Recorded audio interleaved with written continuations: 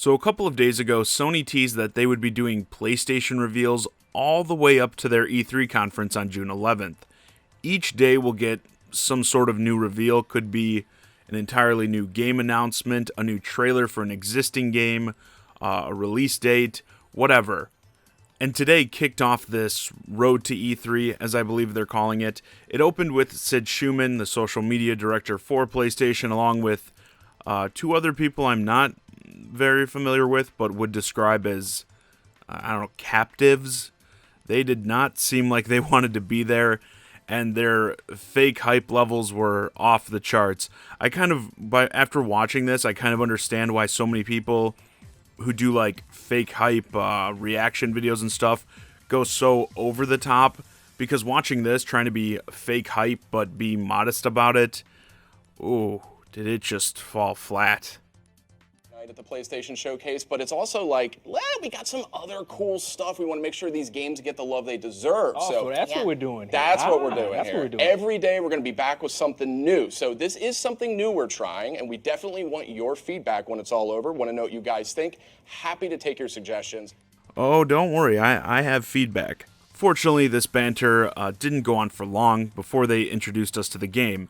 Made by the creators of Rez, which... it's clear pretty early on in this trailer that it is very Rez-ish, but it's actually Tetris. Yes, the classic block-smashing puzzle game, just with a ton of nonsense going on all over the place. I will say I like the visual style of this. I like Rez as well, but as a VR game, I don't know. Now, you don't have to play it in VR. It's not required. But I don't see many people wanting to set up and put on the whole headset deal to play Tetris. I've seen people saying, this will look so cool in VR and that. Sure, I'd probably be inclined to agree that seeing these visual effects in VR would be neat, but that's not what I'm talking about. Are people really going to want to jack in to play this? Even if they already have a PlayStation VR, I'd never consider this like a system seller or anything for VR.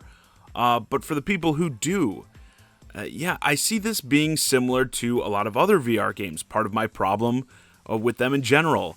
They'll play it once with the headset, talk about how cool, how trippy of an experience it is, then they'll never do it again. Unless their friends come over, then they'll want to show them how cool it is, and they'll play it one time and say, yeah, it was so trippy and awesome. And that's how I feel about a lot of these games. People oftentimes are one and done with the VR. I think they'll still play it outside of VR, don't get me wrong.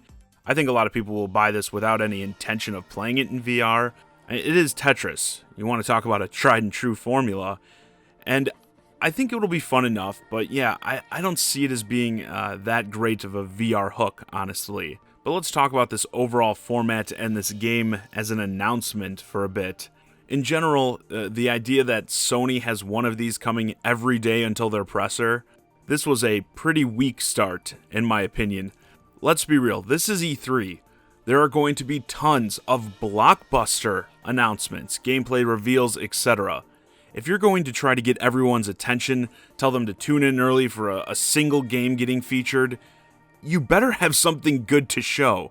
Like, honestly, the reason I could see announcements being done outside E3, yet still around it in this fashion, is if it's something big that either you don't want to get lost in the shuffle of other big announcements, or you don't want to have overshadow other announcements, like Nintendo did with their recent Pokemon reveal. Pokemon is a huge deal, it doesn't need the E3 hype, and is better suited to get its separate thing, because players will still pay attention to it. And us, the fans, we see it then, we talk about it then, get it all out of our system before, and that way it doesn't tower over the other stuff Nintendo wants to show us at E3. Makes sense to do the Pokemon stuff the way they do it, and have been doing it. We've come to kind of expect Pokemon announcements around E3, yet not necessarily during E3. This Tetris game does not come off as something that you need to hype everyone up about, have them gather around in advance to reveal. It seriously feels like the PlayStation team is just milking it with this road to E3 stuff. This 2-minute trailer could have just aired during a montage of other similar games during their presser. That's where this sort of title belongs, honestly, if you ask me. And of course, there will always be the people going like, oh, don't get overhyped, don't have too high of expectations, and then you won't be disappointed. No one in the gaming world am I more sick of than those people. But, if you're one of them, listen up. This, again, is E3 time. Okay, if there's one time of the year that we get to be hyped up, it's now. This is where they bring out the big guns. That's why we wait for it all year. And this is the key. They hyped this up. If you want to just drop this random Tetris trailer before E3 on your YouTube channel, fine. No one's going to be upset or irritated by that.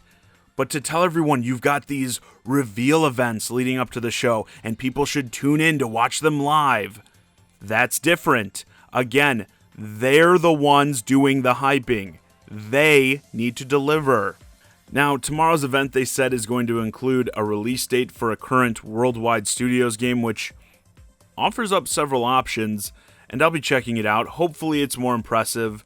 But yeah, right now, this just seems to be them milking it, and kicking it off with a title like this. I think you're going to drive a lot of people away for these future ones. So if you had something bigger, I would have probably started with that, because I think you're really going to see people taper off now. And even if they're doing this stuff because, as they've said, they want to focus on gameplay demos for a lot of their big upcoming games during their showcase, they could just put all this stuff together as a sort of secondary show. I do not see the reason to space them out if there's going to be stuff like this. But we've got plenty more, so we'll see how they go. Anyway, with that, this video's a wrap. Let me know your thoughts on Sony's kickoff of their road to E3, as well as Tetris Effect, in the comments. As always, I'm John Zakari, and thanks for watching.